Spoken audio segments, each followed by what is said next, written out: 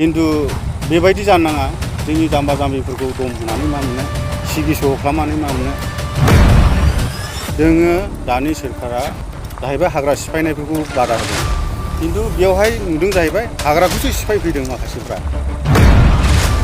पर्बतजरा लेन्थिबारि जों ज' जानानैहाय दिनैहाय बेवहाय माखासे मानसिफ्रा माखासे लिडारफोर दङ बिसोरो बे हाग्राखौ सिफायदों बिसोरो मा मावनो नागिरदों जों बाराबो मिथिया खिन्थु बिसोरो 250 बिगा हा नांगौ होनदों खिन्थु जों 250 बिगा हायाव दिनै जुदि सिफायजोबोब्ला माख्रा दैया खाना माख्रा दैया हाबहांहां जानानै दं जोङो बिनिखायनो जों बे हाग्राखौ माख्रा दै प्रटेक्टनिसो जों दोनदों दानि इंले गोबावसै दिनै बेखौ सिफायोला बै सिसुबारि बायदि आरो जाबावगोन ओरै गेजेर गेजेर हाबखावो दैया बे जुदि हाग्राया बायनांगौला ओंखायनो जों सोरखारनिसिम जों बेखौनो खावलायो जाहाथे बे हाग्रा सिफायनायफोरखौ सोरखारा जेन' होबथायो जों सोरखारनिसिम जों बेखौसो खावलायो आरो जाहाथे सिफाया बे हाग्राखौ दिनैहाय बेवहाय जयन्त साराबो फैदों नायफैदों ओमफ्राय गावबो उसुबिदा मोनलांदों आरो दिनैहाय हेरेंगा सार बेबो फैदों बियो बुंलांदों जाहैबाय दहाय 35 बिगाखौ मावथोंसै होननानै खिन्थु 35 बिगालाबो बेयाव मावजाया बेखौ मावोब्ला बिसोरो उनावबो मावलांगोन बिसोरो सिङावहाय आन्डारस्टेन्डिं दंजोबखायो ओंखायनो जों टटेलि जों होआ दा जोङो मोननै गामिजोंहाय पर्बतजरा लन्थिबारि जानानै जोङो बेखौनो अबजेक्सन होदों जाहाथे मावा जों सोरखारनिसिम जों बेखौनो अनुरद खालामो जाहाथे बे हायाखौ जेन' सिफाया आरो जेबो मावा बेयाव जोङो सिरस्थाय जोंनि गथ' गथायफ्रा बेयावनो थांनानै थानांगौ ओंखायनो जों बेखौहाय बे हाग्राखौ जों दै प्रटेक्टनि थाखायसो जों दोनदों बेखौनो आङो सोरखारनिसिम आं खावलायो सिगां समाव बिथांमोनहा गामियाव रायलायफैयाखै जे जों बिदि मावगोन होननानै बिसोरो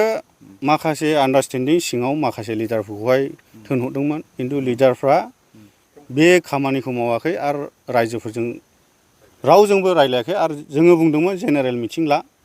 खिन्थु जेनेरेल मिटिं लायालासे बिसोरो मावथाबनोबा नागिरो सोरबा पुलिसखौ लिंहरनो सोरबा फरेस्टखौ लिंहरनो सोरखौबा लिडारफोरखौ लिंहरनो बेबायदि खालामफैनानै जबरदस्ति मावनो नागिरबाय थायो आरोखि दा जों बेखायनो खावलायो जाहाथे बेफोरबायदि सिगि सह जोंखौहाय खालामदों दिनै बै दहलाफाराने जोङो हानि लेखा जाबाय होनदों जाजोबखाबाय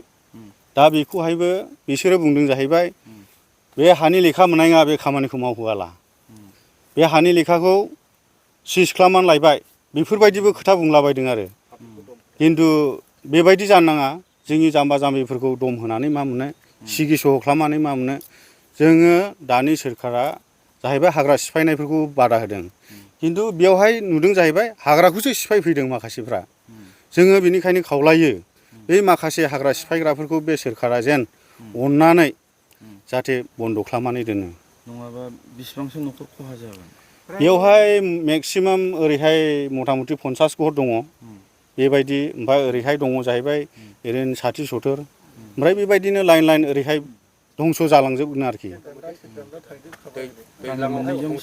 गामि मोननैजों जोंनियाथ' 200नि एबाब दं ओमफ्राय बिसिना मथा मथि 70 बेफोरबायदि दं आरोखि डिपार्टमेन्टजों रायलायनायाव मा बुङो डिपार्टमेन्टआथ' मेलायनानैसो माव मेलायाला दामाव होननानै बैसोरखौ बुंखाबाय डिपार्टमेन्टनि मानसिफ्रा मोजां मिटिं खालामनानै सावरायनानै मेलायनानैसो माव नङाला दामाव माबा मोनसे रिएक्सन जायोब्ला उसुबिदा जागोन होनना बुंदों आरोखि आरो जयन्त साराबो बुंलांदों दिनैहाय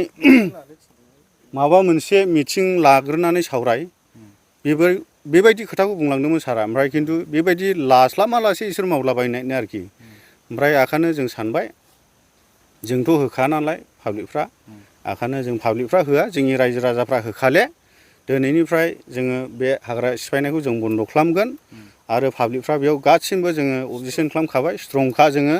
एक गट जानानै जों बन्द' खालामासै होननानै जों डिसिसनखौ दिनै क्लियार जों लाखाबाय आरो दिनैनिफ्राय जों बन्द' खालामखासिगोनबो जोङो जुदि मानियाब्ला बेयाव माबा मोनसे रिएक्सन जायोब्ला बे दाया लिडारफोरनि जागोन बेखौ सिदा खोथा बुंखाबाय आङो नोंथांमोना मावनायाव उसुबिदा गैया जानो हागौ खिन्थु खहा जानायखौ नोंथांमोना गिदों जोङो खहा जानायखौसो गिदों आरो बिसोरो दानि सोरखाराथ' जाम्बा जाम्बि आरो गोरिब गुन्द्राफोरखौ अनो आरो बेबायदि हाग्रा सिफायनायफोरखौ बन्द' खालामो बेनिखायनो जाहाथे बे हाग्रा सिफायनायखौ बन्द' खालामो जोङो ओंखायनो बेवहाय जों हगारनो हाया जोङो सिरु सिथायनि थाखाय जोङो बे हाग्राखौ नांगौ ओंखायनो जों हगारनो हाया। दिनै गामि दरनैनिजों ज' जाय जानानै हरबजारा आरो लन्थिबारि नैबे माखासे हाखौ सरकारनि मानसिया माखासे बेवहाय कपारेटिभ प्रजेक्ट बहननो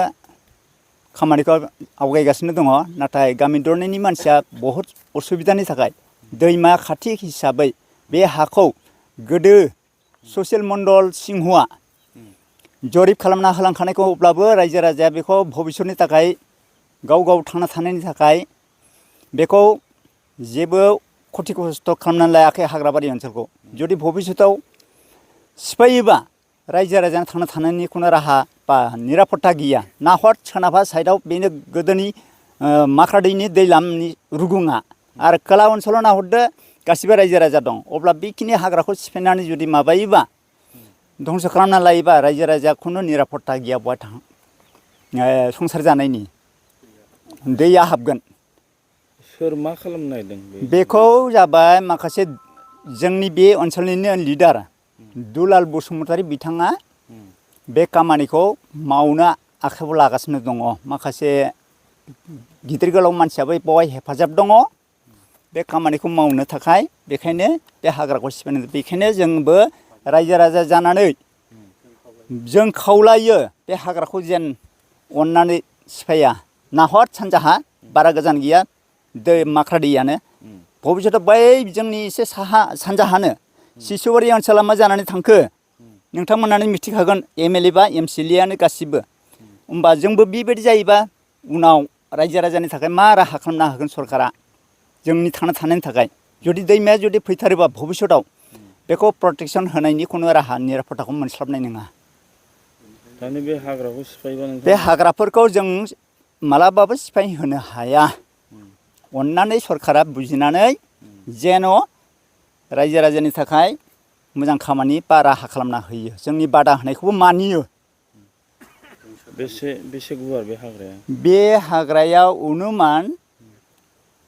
200-250 बिगानि जागोन नामा। बेसेबां सिफायनो नागिरदों? बेखौ सिफायनायखौ फ्राय बिसोरो माखासे जोंनो क्लियार होआखै जाहाथे बिसोरो 250 बिगा ना 300 बिगाखौ बिसोरो दखल खालामनानै बेवहाय प्रजेक्ट खालामनो नागिरदों। फुख्रि जावगोन अबा फुख्रि जावबाथाय आरो बेवहाय आरो मा रायजो राजानि निरापत्ता थानो। माख्राया जुदि बायसान्स जुदि फैयोबा बे फुख्रियाव जुदि उल्टा खुन्दा जानानै दैया दैनि लामा लायोबा